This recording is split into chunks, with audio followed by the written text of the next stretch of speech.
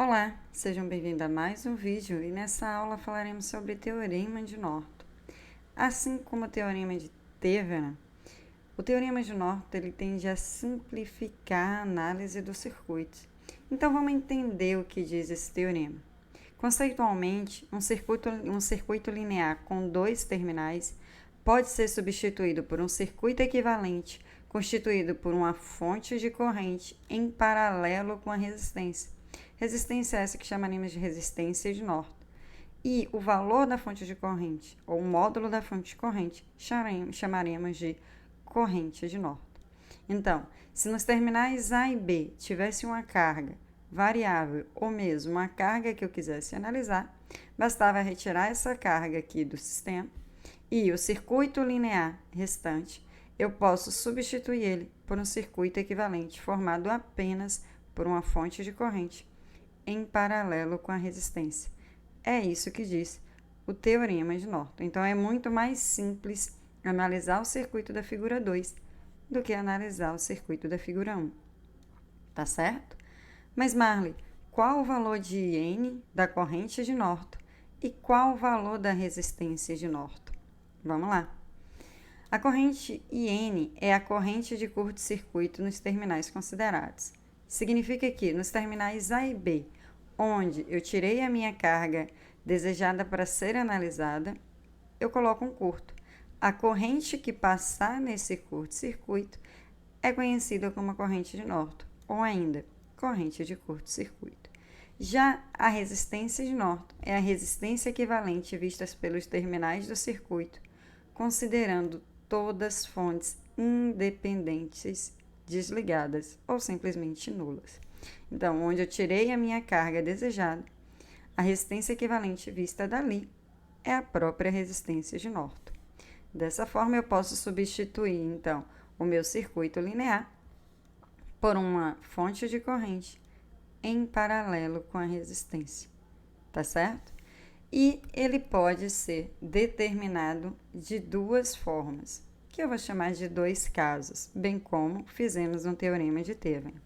O caso 1, na qual eu não tenho fontes dependentes, ou seja, circuitos formados apenas com fontes independentes, e o caso 2, os quais eu terei a presença de fontes dependentes. Nessa aula, vamos focar nosso estudo no primeiro caso, quando temos apenas a presença de fontes independentes, também chamado de circuitos sem fontes dependentes, certo? Então, vamos lá. Precisamos obter o valor de N e Rn. Para calcular o valor de N, como já citado, eu curto o circuito, os terminais desejados. A corrente que passar por ali é a minha própria corrente de Norton, tá certo? Já para calcular o valor da resistência de Norton, assim como eu fiz para o Teorema de Thevenin, eu desativo todas as fontes independentes e calculo a resistência equivalente por meio de associação de resistores. Vale salientar que para desativar as fontes independentes, eu curto-circuito a fonte de tensão e abro as fontes de corrente, tá bom? Marlene, não entendi direito. Vamos a um exemplo numérico, assim a gente consolida o conteúdo apresentado. E ele pede, determine o equivalente de Norton nos terminais A, B. Observe que esse circuito da figura 4 é formado apenas com fontes independentes. Eu tenho uma fonte de corrente de 2 A e eu tenho uma fonte de tensão de 12 volts, tá?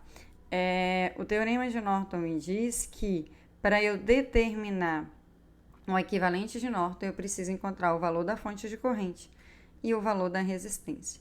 Vamos iniciar encontrando o valor da fonte de corrente. Para isso, eu curto-circuito os terminais desejados. A corrente que passar por aqui é a minha própria corrente de Norton, ou corrente de curto-circuito, tá certo? Como eu curto-circuitei os terminais A e B, essa minha resistência de 5 ohms, ela foi desativada, tá? E aí eu posso analisar o circuito resultante com qualquer técnica que eu achar mais fácil. Eu vou utilizar a lei de Kirchhoff das tensões, ou melhor, o método das malhas. Então, eu vou chamar isso aqui de uma corrente de malha I1, visto que isso aqui é minha malha 1, aqui minha malha 2, e vou chamar isso aqui da corrente de malha 2, tá? Diretamente eu sei que meu I1, ele vale a 2 amperes. Rodando a malha 2, eu tenho aqui para a malha 2, 8 e 2.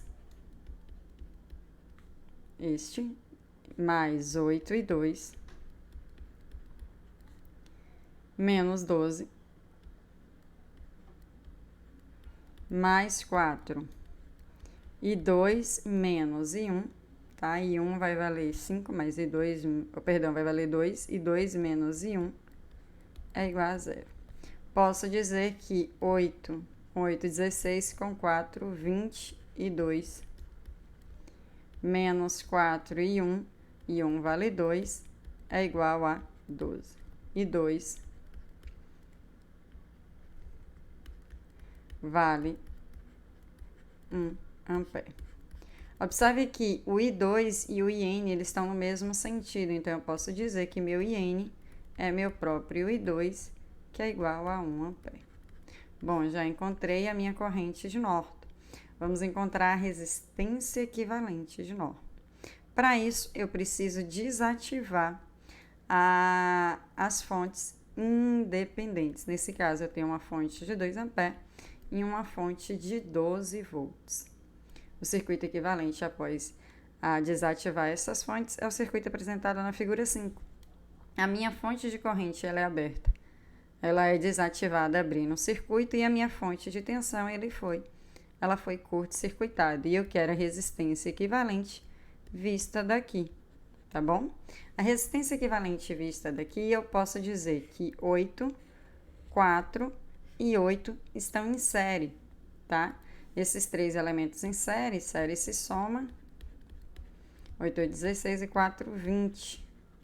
O 20 resultante aqui vai estar em paralelo com 5. Então, eu posso dizer que Rn vai ser 20 paralelo com 5. Ou ainda, 20 vezes 5 dividido por 25, o que dá 4 ohms. Tá? Então, a resistência equivalente de Norton, nesse caso, ela é 4 ohms. Marley, foi a mesma técnica utilizada para calcular a resistência de Thevenin. Posso afirmar que é a mesma? Pode. A resistência de Norton é a mesma resistência de Thevenin, tá bom? Mas respondendo aqui a questão, determine o circuito equivalente. Circuito equivalente de Norton, eu vou ter uma fonte de corrente e um resistor em paralelo. O resistor encontramos que foi 4 ohms. E a corrente de Norton, nós encontramos que é 1 ampere.